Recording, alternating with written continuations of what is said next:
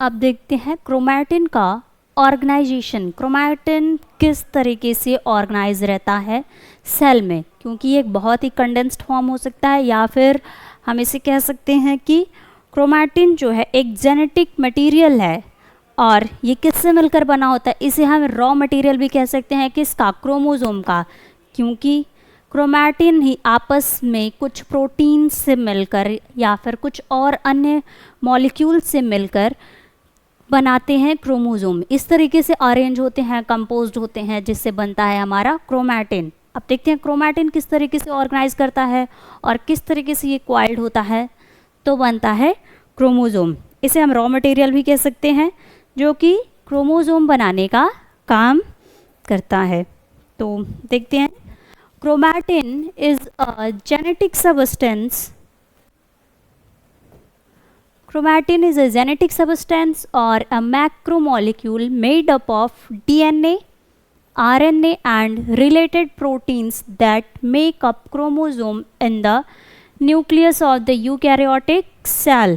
Chromatin क्या है, एक जेनेटिक सबस्टेंस है, या फिर इसे हम मैक्रोमोलिक्यूल भी कह सकते हैं, जो कि किसका फॉर्मेशन करता है, क्रोमोसोम का। किससे मिलकर बना है ये, made up of DNA, RNA और रिलेटेड प्रोटीन्स। बेसिकली जो क्रोमोसोम में प्रोटीन पाया जाता है उसे कहेंगे हम हिस्टोन प्रोटीन, और साथ ही साथ ये कुछ और मॉलिक्यूल भी जो प्रेजेंट होते हैं जो कि यूकैरियोटिक सेल में क्रोमैटिन का फॉर्मेशन करते हैं। अब ये जिस तरीके से आपस में अरेंज होते हैं, कंडेंस्ड होते हैं, तो बनाते हैं chromosome. This chromatin is found in the nucleus of the cell. Following are the main role of the genetic material. DNA का अगर स्ट्रक्चर देखें तो वो इतना लंबा स्ट्रक्चर होता है कि एक छोटे से सेल, और बेसिकली सेल भी है, सेल के अंदर न्यूक्लियस प्रेजेंट है, तो इसका मतलब सेल से वो छोटा है। और वो डीएनए किस तरीके से आपस में इतना बड़ा स्ट्रक्चर अरेंज होगा, अगर उसकी प्रॉपर डीएनए की हम लेंथ लें तो अप्रॉक्स 2 मीटर के अप्रॉक्स एक डीएनए सिंगल लेंथ होती है। तो अब ये इसका ऑर्गेनाइजेशन इसलिए बहुत ही इंपॉर्टेंट होता है डीएनए का, कि इतने बड़े डीएनए वो भी सेल के अंदर न्यूक्लियस में किस तरीके से प्रेजेंट होगा, किस तरीके से ऑर्गेनाइज होगा। तो इसलिए क्रोमैटिन का ऑर्गेनाइजेशन बहुत ही इंपॉर्टेंट हो जाता है। अब इसका काम क्या क्या होता है क्रोमैटिन का, ये क्या करता है, प्रिवेंटिंग डीएनए डैमेज। डीएनए पे बहुत सारे जीन्स प्रेजेंट होते हैं जो कि इन्फॉर्मेशन कैरी किए रहते हैं, उन सबको प्रिवेंट करने का काम करता है कौन, क्रोमैटिन। फिर है tightly packing of DNA into the cell, और डीएनए को टाइटली पैक्ड, इतने क्वाइल्डली पैक किए रहता है कि वो सेल के न्यूक्लियस में अरेंज हो सके।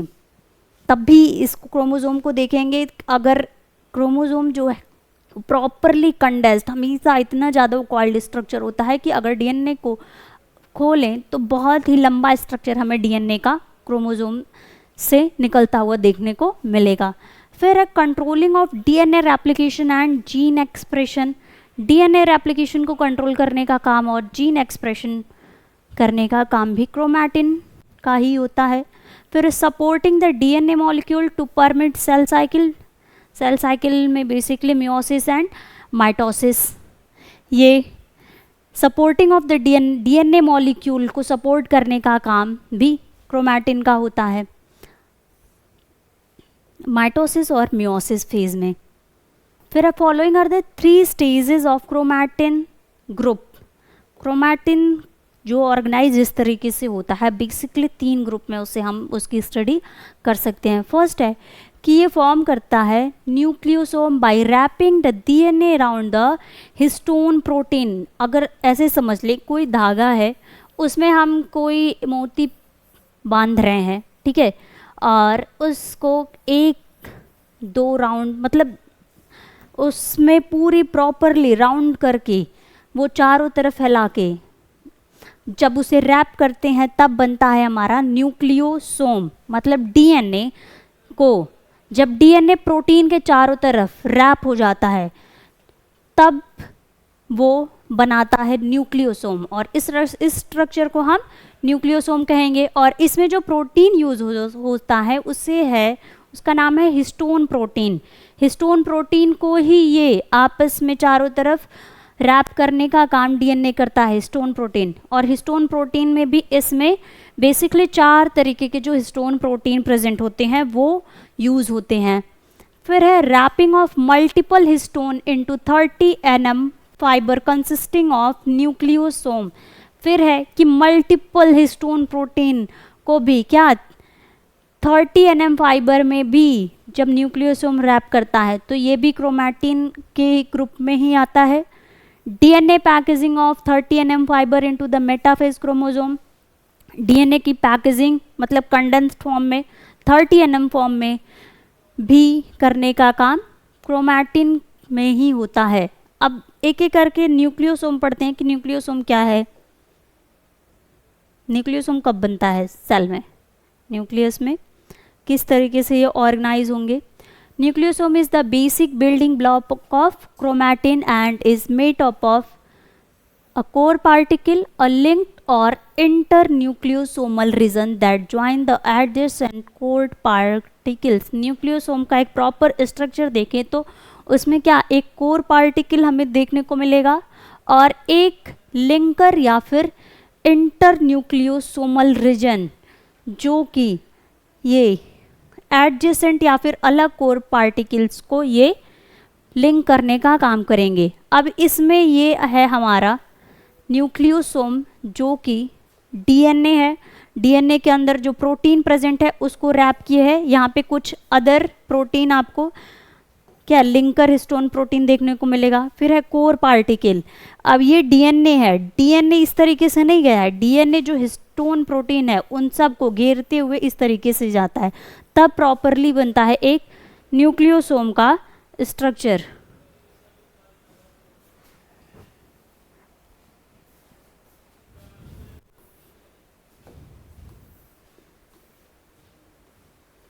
Nucleosome, the core particle is made up of 146 base pair.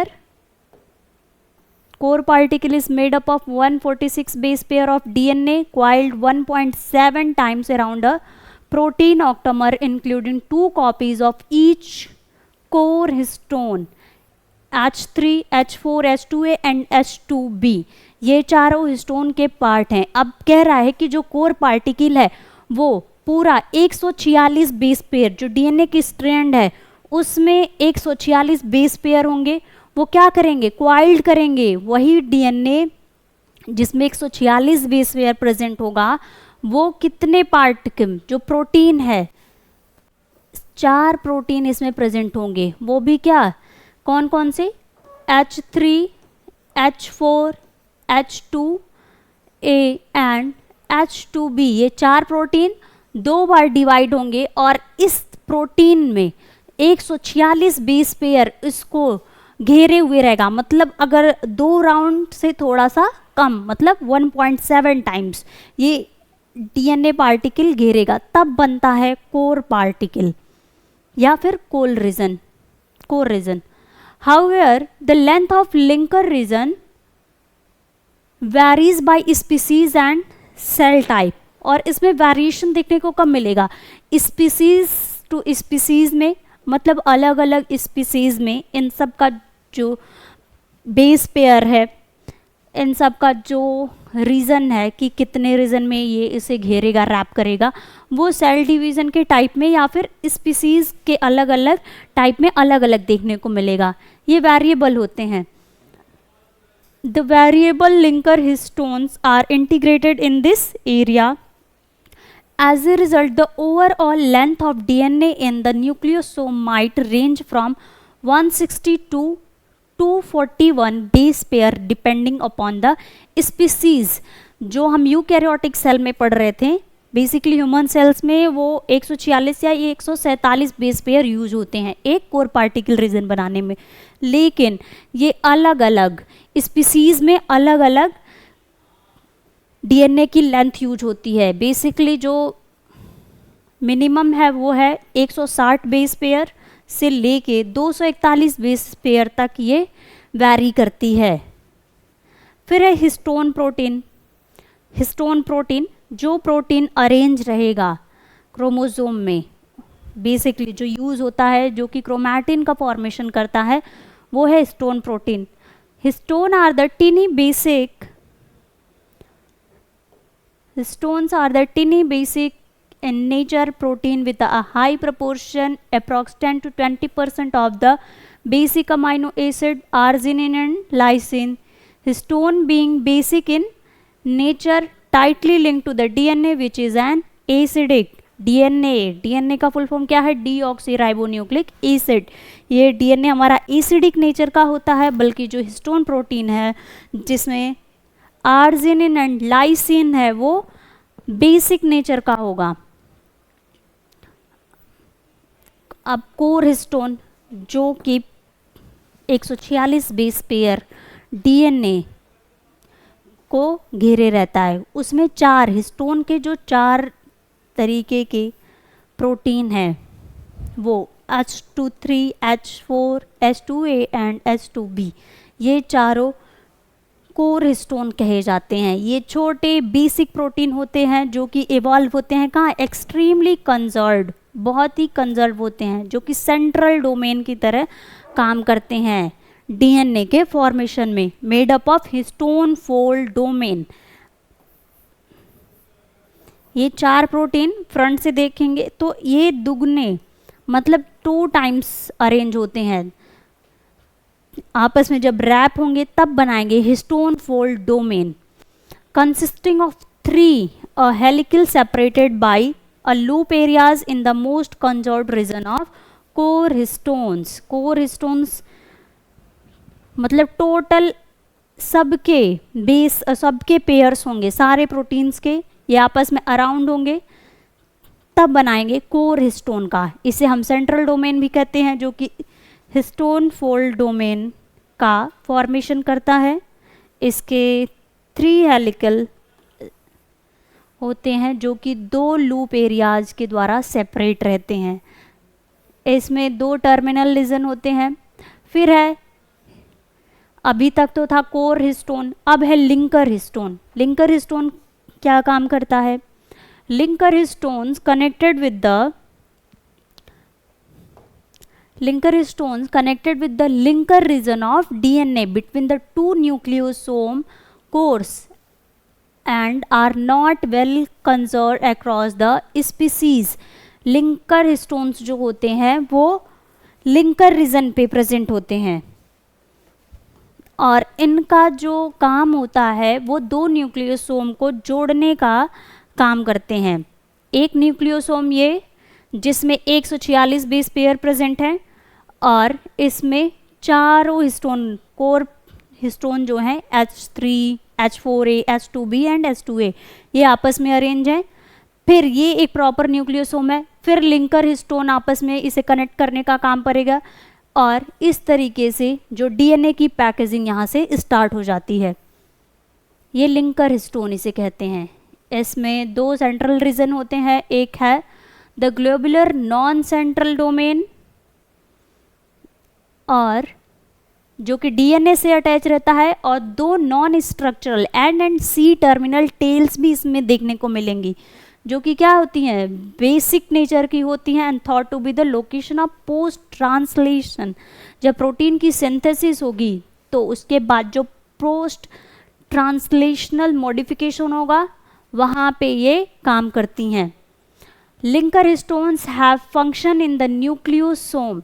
Nucleosome में लिंकर हिस्टोन्स का क्या काम होता है कि ये स्पेसिंग और providing a contact area between the adjacent nucleosome to the modulate high order compaction. ये लिंकर हिस्टोन आपस में 2 न्यूक्लियोसोम को कनेक्ट करने का काम भी कराती हैं, उसमें स्पेस प्रोवाइड कराती हैं, साथ ही एक कॉन्टैक्ट एरिया। फिर है डीएनए की पैकेजिंग किस तरीके से होती है? 30 nm क्रोमैटिन फाइबर। क्रोमैटिन के जो 3 स्ट्रक्चर थे उसमें एक टाइप है 30 nm क्रोमैटिन फाइबर। ये इसे सोलोनॉइड मॉडल भी कहते हैं। Solenoid model of chromatin organisation has 6 nucleosome per turn in 30 nm fiber allows which having a radial organization। कह रहा है कि जो 30 nm फाइबर क्रोमैटिन जिस तरीके से ऑर्गेनाइज होगा वो कैसे होगा, उसमें 6 न्यूक्लियोसोम एक टर्न पे यूज होंगे। मतलब जो प्रोटीन है, histone protein, core protein, linker protein, और उसमें जो रैप्ड डीएनए है वो 6 जब यूनिट होगी तब उसका एक टर्न इस तरीके क्रोमैटिन फाइबर में अरेंज होगा, तब उसे हम कहेंगे 30 nm क्रोमैटिन फाइबर। अब coiling of nucleosome resembles a helix with a 60 angle of turn between the nucleosome phases. 60 degree angle पे ये टर्न दिखाते हैं क्या, न्यूक्लियोसोम आपस में जब फेस करेगा। As a result, the DNA protein association hierarchy can be characterized as follows। ये DNA repetition या फिर DNA का जो एसोसिएशन है वो किस तरीके से कैरेक्टराइज किया गया है, उसका है diameter of DNA double helix is 2 nm and a single strand molecule runs through the length of the chromosome. अब DNA का जो डबल हेलिकल स्ट्रक्चर है उसका जो डायमीटर होता है 2 nm होता है, और सिंगल DNA मॉलिक्यूल जो रन करता है क्रोमोसोम के लेंथ के पास। Nucleosome particles are made up of histone. Nucleosome किस तरीके से बना होगा, हिस्टोन प्रोटीन और DNA से। As a nucleosome contains 200 base pair DNA 60 nm in length. अब न्यूक्लियोसोम एप्रोक्स क्या कंटेन करता है, 200 बेस पेयर DNA के साथ, और तब फॉर्म करता है 10 nm डायमीटर फाइबर। फिर nucleosome has a diameter 11 nm, hence the packaging of ratio of DNA is around 60 to 11 और अराउंड 6। ये वेरिएशन दिखाता है कि जितने mm डायमीटर के होंगे उस हिसाब से न्यूक्लियोसोम में बेस पेयर और DNA अरेंज होंगे प्रोटीन के साथ, हिस्टोन प्रोटीन के साथ। फिर है 30 nm chromatin diameter is formed by the coiling 10 nm fibre. It contains 6 nucleosome. जब 30 nm स्ट्रक्चर देखेंगे क्रोमैटिन का तो उसमें हमें 10 nm फाइबर की क्वाइलिंग देखने को मिलेगी। इसमें टोटली 6 न्यूक्लियोसोम पर coil turn resulting in the DNA packaging ratio of around 40। अब यहीं से DNA पैकेजिंग स्टार्ट हो जाती है। किस तरीके से 30 nm फाइबर में टोटल 6 न्यूक्लियोसोम पर क्वाइल टर्न में यूज होते हैं और किस तरीके से ये न्यूक्लियस में अरेंज होता है। फिर है हेट्रोक्रोमैटिन एंड यूक्रोमैटिन। क्रोमैटिन के 2 टाइप होते हैं, एक होता है यूक्रोमैटिन, एक होता है हेट्रोक्रोमैटिन। यूक्रोमैटिन का क्या काम होता है, in euchromatin folding of 30 nm fibre result in the packaging ratio of around 1000। Euchromatin में जो प्रोटीन होता है और जो DNA की पैकेजिंग होती है वो 1000 के अप्रॉक्स बेस पेयर को कैरी किए रहता है। The packaging ratio of mitotic metaphase chromosome reaches around 10,000। To put in another way 1 pm of mitotic chromosomal length includes around 10,000 pm of DNA। ये पैकेजिंग रेशियो जो होता है क्रोमोसोम में वो माइटोटिक मेटाफेज में 10,000 तक पहुंच जाता है। तो DNA इसलिए इतना ज़्यादा कंडेंस्ड होते जाता है। अब ये DNA का जो स्ट्रैंड है वो 2 nm का है, ये डबल हेलिकल स्ट्रक्चर है। अब इसमें हिस्टोन प्रोटीन अरेंज है, ये बना रहा है 10 nm फाइबर का स्ट्रक्चर। अब ये 3 बार टर्न होंगे, ठीक है, तब बनाएंगे 30 nm फाइबर का क्रोमैटिन स्ट्रक्चर जिसे हम सोलोनॉइड स्ट्रक्चर कहते हैं, और इसमें लूप्स भी प्रेजेंट होते हैं 30 nm लूप, और ये इस तरीके से कॉम्पैक्ट होके कई फाइबर बनाएगा तब बनता है हमारा क्रोमैटिन। और ये जो इतना स्ट्रक्चर है ना वो क्रोमोसोम के एक छोटे से सेक्शन का है। क्रोमोसोम का स्ट्रक्चर इतना कंडेंस्ड है, उसकी टोटल स्टडी जब करेंगे तो इतने से पोर्शन का ये पूरा स्ट्रक्चर है जो कि fibre fold form of chromatin इसे कहते हैं, या फिर सोलोनॉइड फॉर्म ऑफ क्रोमैटिन। अब बात करते हैं क्रोमोसोम के टाइप्स की। क्रोमोसोम कितने टाइप के होते हैं जो सेल में प्रेजेंट होते हैं? Chromosomes are classified into the following 4 group based on the centromere. Centromere के पोजीशन के बेस पे जो क्रोमोसोम है उसे 4 ग्रुप्स में डिवाइड किया गया है। एक है मेटासेंट्रिक। मेटासेंट्रिक क्रोमोसोम में क्या होगा? In this chromosome the centromere is present in the middle area. This type of chromosome takes V shape during the anaphase. अब ये सेंट्रोमियर प्रेजेंट है, अगर ये क्रोमोसोम के मिड में प्रेजेंट है, मतलब इक्वली डिस्ट्रीब्यूट कर रहा है हाफ ऑफ क्रोमोसोम को, तो उसे कहेंगे हम मेटासेंट्रिक क्रोमोसोम, और इसका शेप एनाफेज में वी शेप का हो जाता है। इसे हम वी शेप क्रोमोसोम भी कह सकते हैं। एक है सब मेटासेंट्रिक क्रोमोसोम, ये क्रोमोसोम का अनदर टाइप है। इसमें क्या होता है? In this chromosome, the centromere either has a submedian position or is present slightly distance from the center point. This type of chromosome takes G-shape anaphase. ये क्या है कि इसमें एक लेंथ जो होती है वो थोड़ा सा जो सेंट्रोमियर है एक लेंथ से ज़्यादा अटैच होगा, मतलब मिड में ना प्रेजेंट होगे, किसी और जगह पे प्रेजेंट होगा, और जिस तरीके से वो जे शेप का फॉर्म करेगा इसे सब मेटासेंट्रिक क्रोमोसोम कहेंगे। फिर है एक्रोसेंट्रिक और सब टर्मिनल क्रोमोसोम। इस तरीके के क्रोमोसोम में क्या होता है?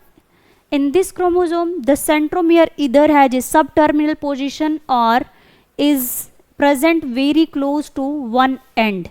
अब एक एंड पे छोटा सा सब सेंट्रोमियर प्रेजेंट हो, सब टर्मिनल क्रोमोसोम उसे कहेंगे, या फिर acrocentric chromosome. This type of chromosome takes J और रॉड लाइक शेप। इसे रॉड लाइक या जे शेप क्रोमोसोम भी कहा जाता है। एनाफेज में ये सारे शेप देखने को मिलेंगे।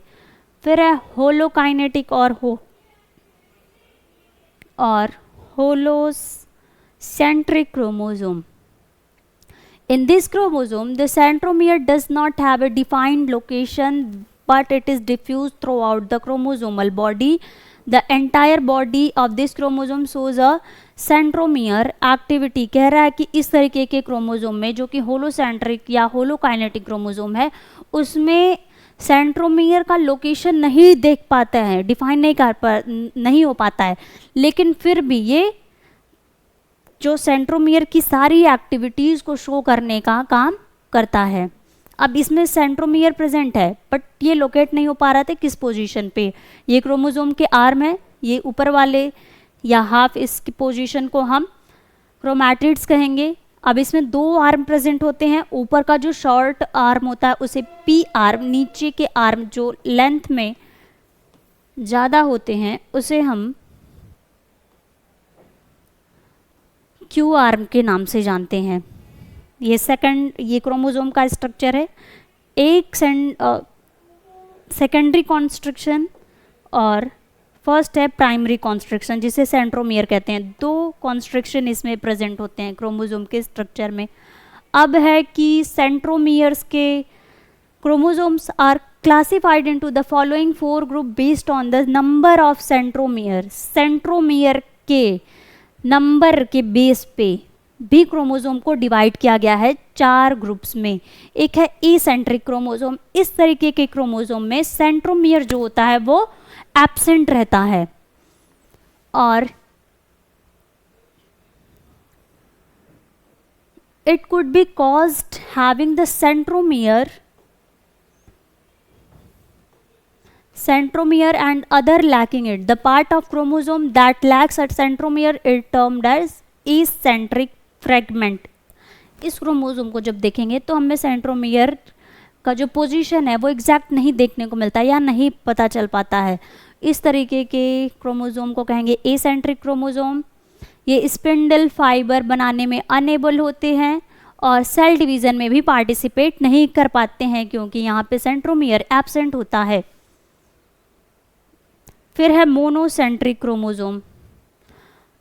In this chromosome, only one centromere is present. The occurs on the type of chromosome highly common in the most of the species. इस तरीके के क्रोमोसोम में एक ही सेंट्रोमियर प्रेजेंट होता है जिसे हम मोनोसेंट्रिक क्रोमोसोम कहेंगे। और इसी तरीके से जिस क्रोमोसोम में कई दो सेंट्रोमियर प्रेजेंट होंगे उसे डाइसेंट्रिक क्रोमोसोम, और जिस क्रोमोसोम में कई सारे सेंट्रोमियर प्रेजेंट होंगे उसे हम पॉलीसेंट्रिक क्रोमोसोम कहेंगे।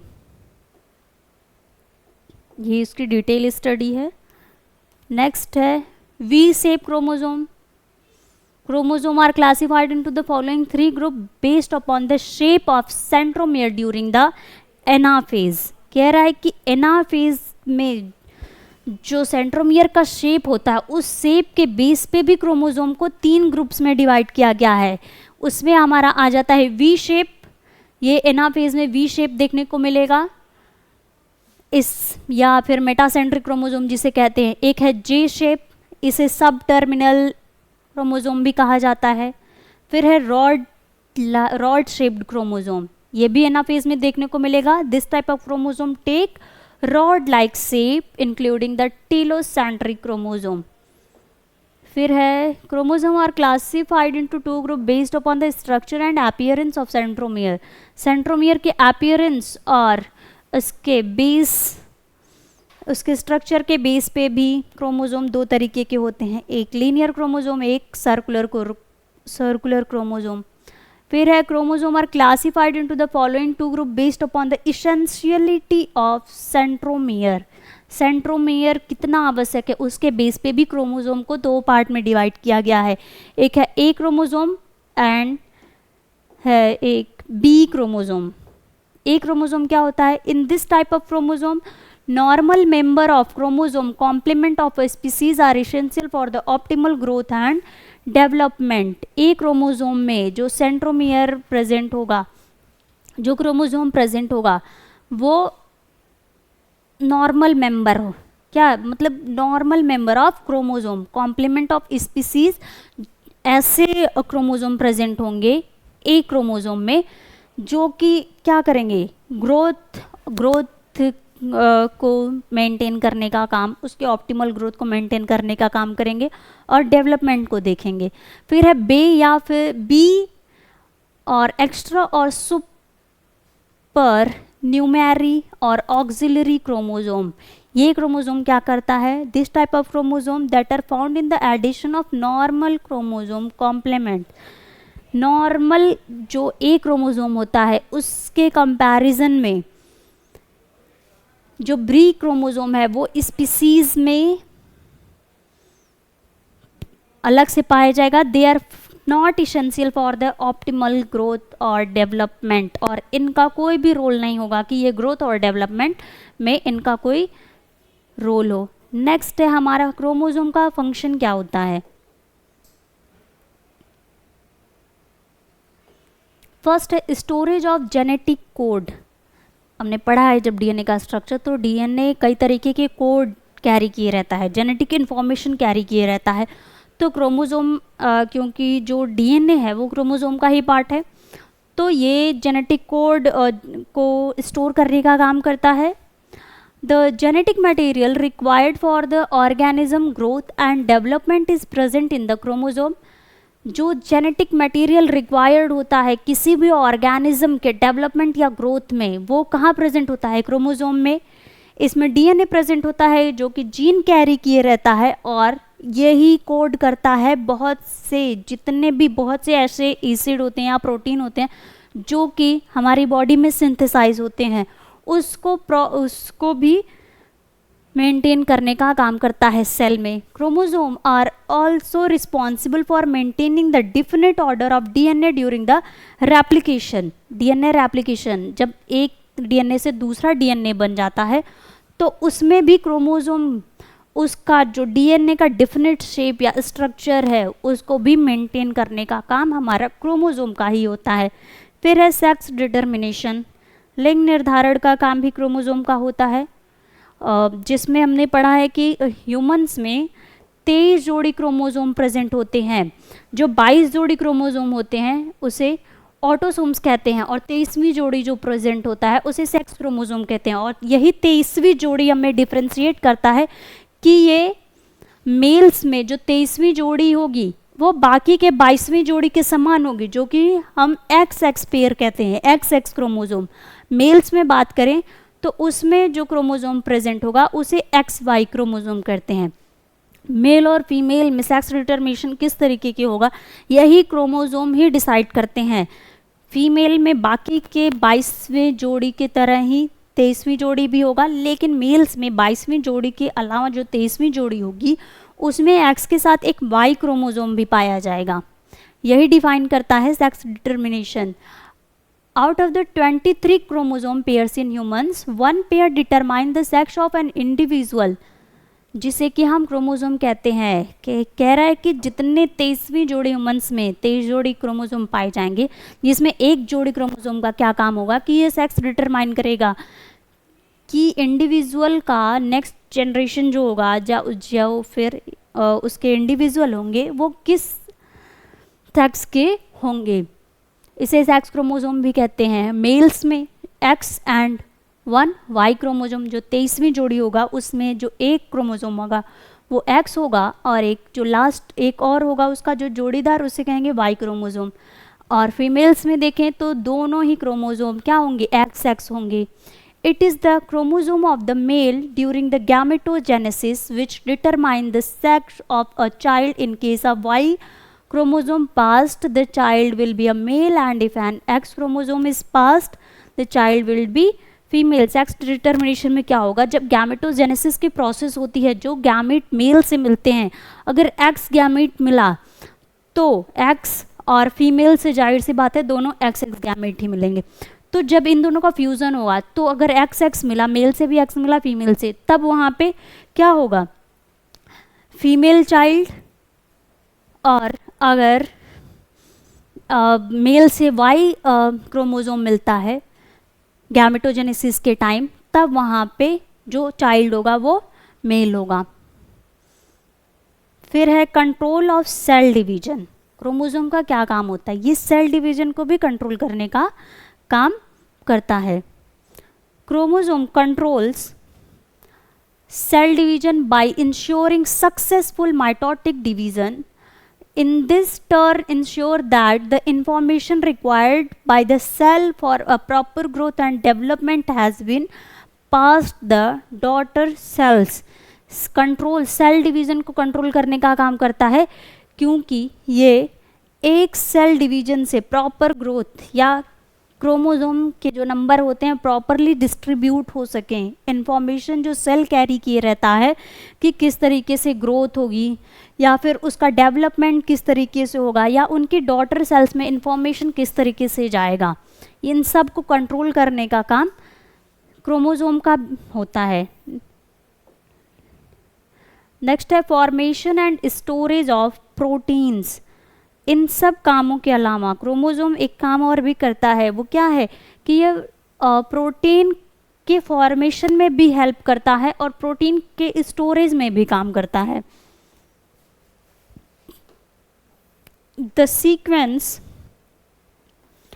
in which proteins are to be formed is directed by the chromosome. Also, the coiled structure of the chromosome stores these proteins. The proteins are required for the cellular activity. Sequence of protein which are formed to be the directed by the chromosome. मतलब ये protein के sequence को भी carry किए रहता है chromosome, और ऐसे क्वाइल्ड स्ट्रक्चर बनाता है जिसमें प्रोटीन स्टोर हो सके। ये these the proteins are important for the cellular activity, और ये सारे प्रोटीन सेल्यूलर एक्टिविटी के लिए बहुत ही इम्पॉर्टेंट होते हैं। तो ये थी हमारी आज की क्लास। इस क्लास में हमने डिस्कस किया है कि क्रोमोसोम क्या है, उनका बेसिक स्ट्रक्चर क्या है, और क्रोमैटिन का ऑर्गेनाइजेशन किस तरीके से होता है, किस तरीके से फॉर्म होते हैं या फिर और किस तरीके से ये कंपोज होंगे, तब क्रोमोसोम का फॉर्मेशन होगा। नेक्स्ट क्लास में हम एक नए टॉपिक के साथ मिलेंगे। Thank you so much. और वीडियो ज़रूर देखिए, कमेंट करके ज़रूर बताइए कैसी लगी आपकी वीडियो। Thank you.